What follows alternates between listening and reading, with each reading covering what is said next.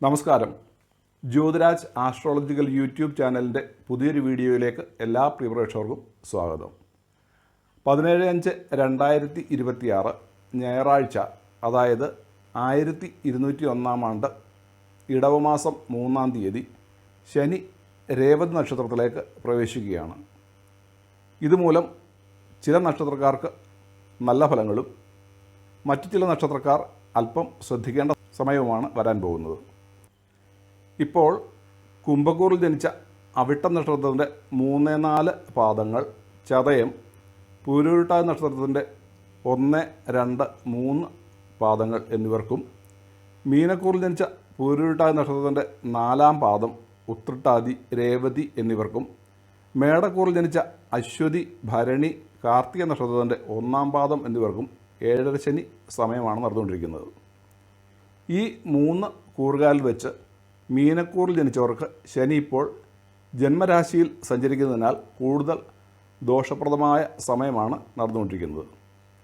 ഇപ്പോൾ മീനൻ രാശിയിൽ സഞ്ചരിച്ചുകൊണ്ടിരിക്കുന്ന ശനി 16/5/2026 വരെ ഉത്രട്ടാതി നക്ഷത്രത്തിലാണ് സഞ്ചരിച്ചുകൊണ്ടിരിക്കുന്നത്.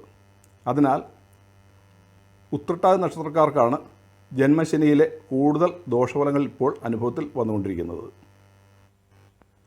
17/5/2026 ശനി ഉത്രട്ടാതി നക്ഷത്രം വിട്ട് രേവതി നക്ഷത്രത്തിലേക്ക് പ്രവേശിക്കുന്നതിനാൽ രേവതി നക്ഷത്രക്കാർക്കായിരിക്കും ശനിയുടെ ദോഷഫലങ്ങൾ കൂടുതലായി അനുഭവത്തിൽ വരാൻ പോകുന്നത്. ശനി 17/5/2026 മുതൽ 2/6/2027 വരെ രേവതി നക്ഷത്രത്തിൽ സഞ്ചരിക്കുന്ന സമയമാണ് വരാൻ പോകുന്നത്. രേവതി നക്ഷത്രക്കാരെ സംബന്ധിച്ചിടത്തോളം 17/5/2026 മുതൽ ഒരു വർഷത്തേക്ക് ഏറ്റവും ദുരിതം പിടിച്ച ഒരു സമയമാണ് വരേണ്ടിയിരുന്നത്.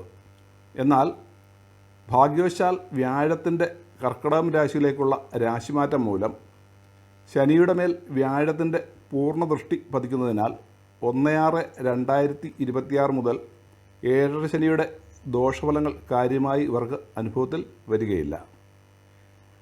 വ്യാഴദൃഷ്ടി കൊണ്ട് ശനിയുടെ ദോഷഫലങ്ങളിൽ കാര്യമായ കുറവ് വരും.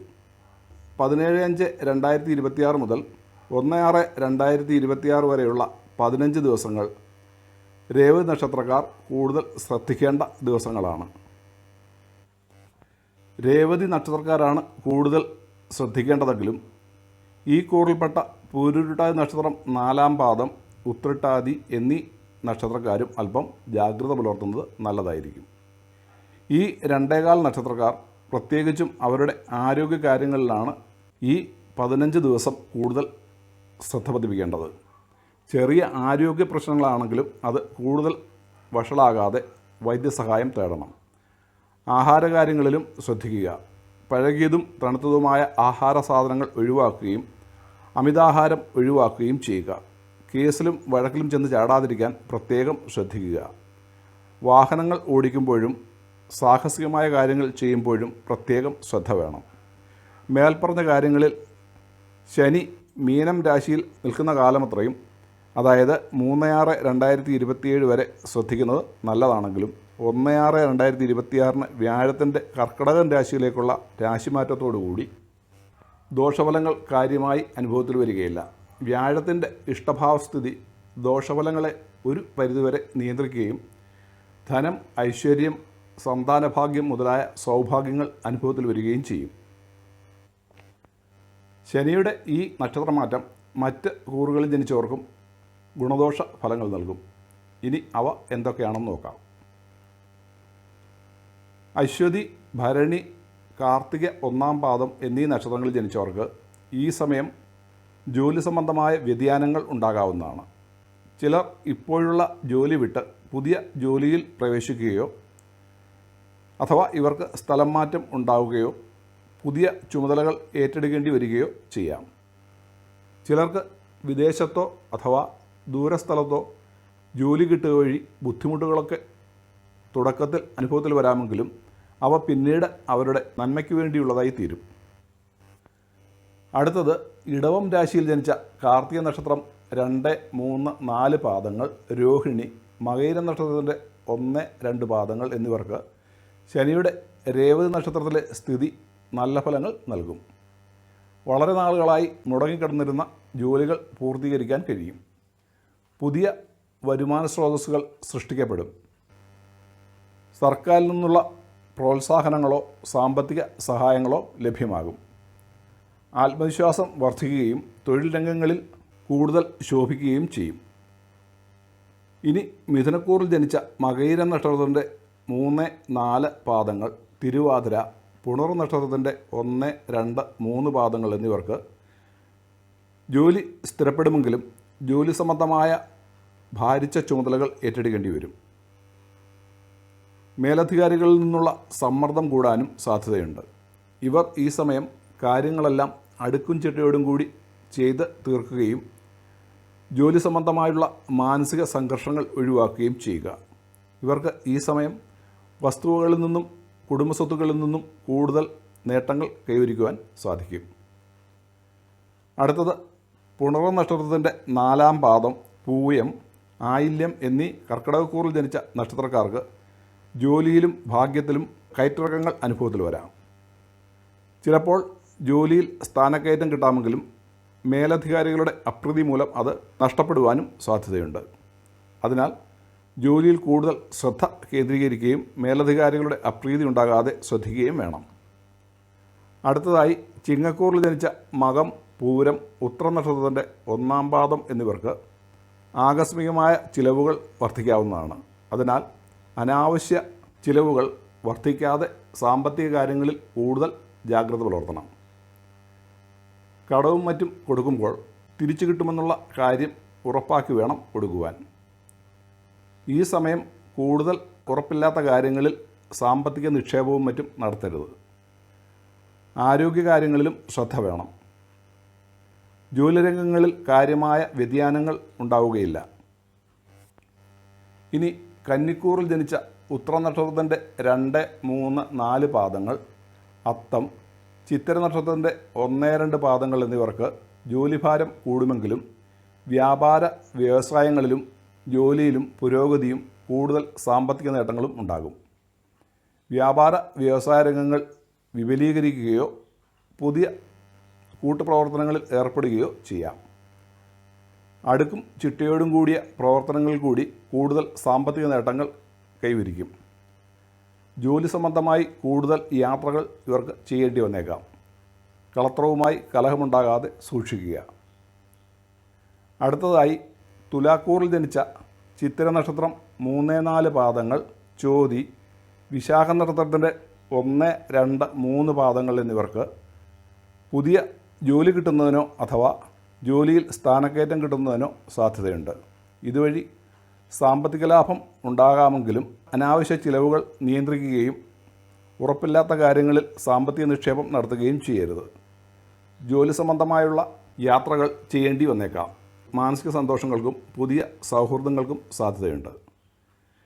ഇനി വൃശ്ചികക്കൂറിൽ ജനിച്ച വിശാഖ നക്ഷത്രത്തിൻ്റെ 4-ാം പാദം, അനിഴം, തൃക്കേട്ട എന്നീ 2-കാൽ നക്ഷത്രക്കാർക്ക് ഈ സമയം ജോലിയിൽ പരിവർത്തനം ഉണ്ടായേക്കാം. പുതിയ മെച്ചപ്പെട്ട ജോലി കിട്ടുന്നതിനോ ജോലിയിൽ സ്ഥാനക്കയറ്റം കിട്ടുന്നതിനോ സാധ്യതയുണ്ട്. മുടങ്ങിക്കിടന്നിരുന്ന ജോലികൾ പെട്ടെന്ന് പൂർത്തീകരിക്കുവാൻ കഴിയും.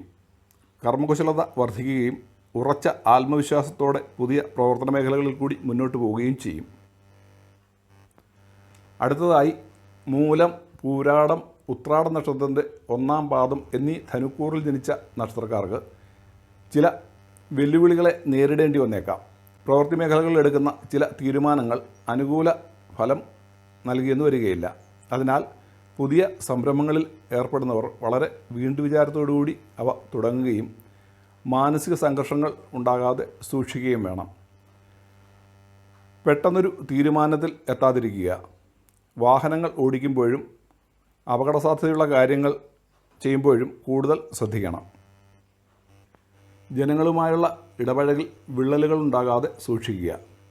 ഇനി ഉത്രാട നക്ഷത്രത്തിൻ്റെ 2, 3, 4 പാദങ്ങൾ, തിരുവോണം, അവിട്ടം നക്ഷത്രത്തിൻ്റെ 1, 2 പാദങ്ങൾ എന്നീ മകരക്കൂറിൽ ജനിച്ച നക്ഷത്രക്കാർക്ക് ഈ സമയം ആശ്വാസകരമായ ഒരു സമയമായിരിക്കും. ഇവർ ചെയ്യുന്ന പ്രവൃത്തികളിൽ നിന്നും തക്കതായ പ്രതിഫലം കൈവരും.